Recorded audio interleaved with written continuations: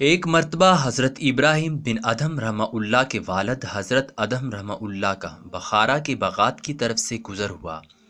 آپ ایک نہر کے کنارے جو باغات کے اندر سے ہوتی ہوئی گزرتی تھی بیٹھ کر وضو کرنے لگے۔ آپ نے دیکھا کہ نہر کے اندر ایک سیب بہتا ہوا آ رہا ہے۔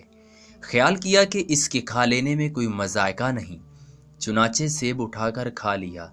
جب سیب کھا چکے تو دل میں یہ وسوسہ پیدا ہوا کہ میں نے سیب کے مالک سے اجازت نہیں لی اور یہ میرا کھانا ناجائز ہے۔ اس خیال سے باغ کے مالک کے پاس گئے اور جا کر اسے اس امر کی اطلاع دی تاکہ اس کی اجازت سے حلال و مباح ہو جائے۔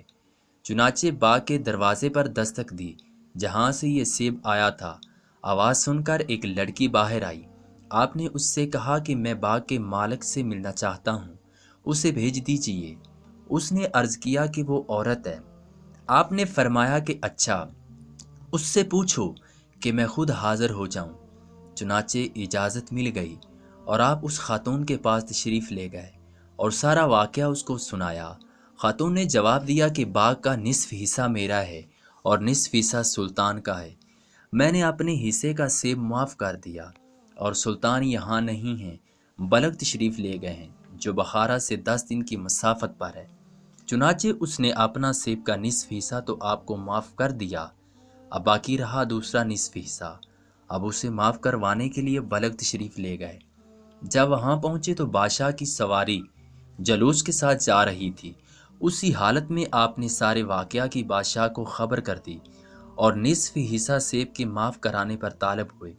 بادشاہ نے فرمایا، اس وقت تو میں کچھ نہیں کہتا، کل میرے پاس تشریف لے آئیں، میں اس وقت کچھ کہہ دوں گا۔ بادشاہ کی ایک نہایت ہی خوبصورت حسین و جمیل بیٹی تھی اور بہت سے شہزادوں کی طرف سے پیغام نکاح اس کے لیے آ چکے تھے، لیکن اس شہزادی کا باپ یعنی بادشاہ انکار کر دیا کرتا تھا کیونکہ بیٹی عبادت گزار اور نیکوکاروں کو بہت پسند کرتی تھی۔ اس لیے اس کی یہ خواہش تھی کہ دنیا کے کسی مشہور ذات سے اس کا نکاح ہو۔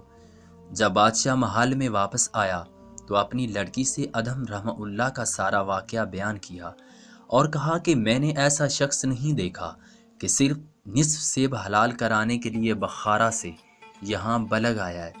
جب لڑکی نے یہ کفیت سنی تو نکاح منظور کر لیا۔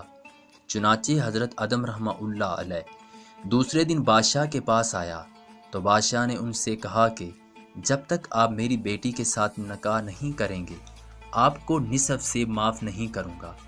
حضرت ادھم رحمہ اللہ نے کمال انکار کے بعد نکاح قبول کر لیا۔ چنانچہ بادشاہ نے اپنی لڑکی کا نکاح ادھم رحمہ اللہ سے کرا دیا۔ جب حضرت ادھم رحمہ اللہ خلوت میں اپنی بیوی کے پاس گئے تو دیکھا کہ لڑکی نہایت آراستہ و پیراستہ ہے اور وہ مکان بھی جہاں لڑکی تھی تکلفات کے ساتھ مزین ہے۔ حضرت ادھم رحمہ اللہ ایک گوشہ میں جا کر نماز میں مصروف ہو گئے، حتیٰ کہ اس حالت میں صبح ہو گئی اور متواتر 7 راتیں اسی طرح گزر گئی اور اب تک بادشاہ نے سیب کا نصف حصہ معاف نہیں کیا تھا۔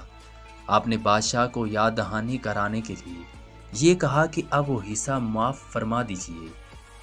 بادشاہ نے کہا کہ جب تک آپ کا میری لڑکی یعنی اپنی بیوی کے پاس گزاریں گے میں معاف نہیں کروں گا۔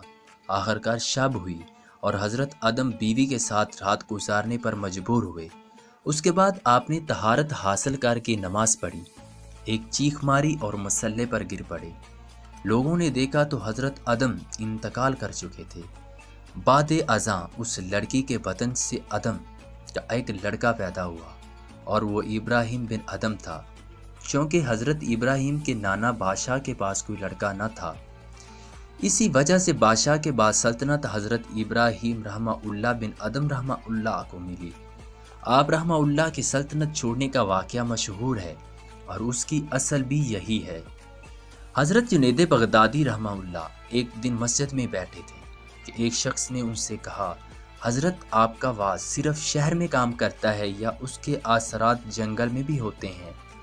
حضرت جنید بغدادی نے اس بات کی وضاحت کی تو پتہ چلا چند آدمی جنگل کے فلاں مقام پر موجود ہیں، انہوں نے ناچ گانوں کی محفل سجا رکھی ہے اور شراب پی کر مست ہو رہے ہیں۔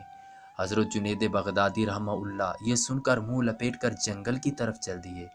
جب وہ مطلوبہ مقام پر پہنچے تو دیکھا کچھ لوگ شراب کے نشے میں مست تھے، ناچ گانا ہو رہا تھا۔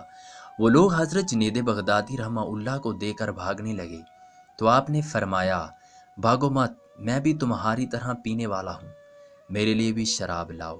شہر میں تو میں پی نہیں سکتا، اس لیے سب سے چھپ چھپا کر یہاں آیا ہوں۔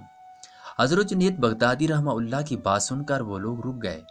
پھر ان میں سے ایک نے کہا، افسوس، شراب تو ختم ہو گئی ہے، اگر آپ فرمائیں تو شہر سے منگوا دی جائے۔ حضرت جنید بغدادی رحمہ اللہ مسکرائے اور بولے، کیا ایسی صورت نہیں کہ شراب خود بخود یہاں آ جائے؟ صاحب، ہمیں تو ایسا کمال نہیں کہ شراب خود بخود حاضر ہو جائے۔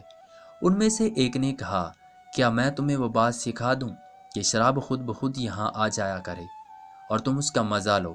یہ سن کر سب لوگ حیرت سے ایک دوسرے کو دیکھنے لگے۔ آخر ایک نے کہا، ضرور سکھائیں، یہ کمال تو ضرور بتائیں۔ ٹھیک ہے، تم لوگ نہا دھو کر پاک صاف کپڑے پہن کر میرے پاس آؤ، میں تمہیں وہ کمال سکھا دوں گا۔ وہ لوگ غسل کر کے پاک صاف کپڑے پہن کر حضرت جنید بغدادی رحمہ اللہ کی خدمت میں حاضر ہوئے تو حضرت جنید بغدادی رحمہ اللہ نے کہا، 2 رکعت نماز پڑھو۔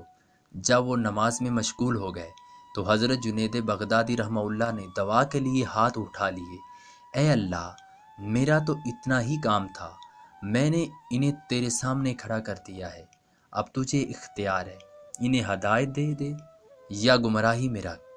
حضرت جنید بغدادی رحمہ اللہ کی دعا قبول ہوئی اور ان سب کی زندگی بدل گئی، اللہ نے انہیں ہدایت دی۔ سبحان اللہ۔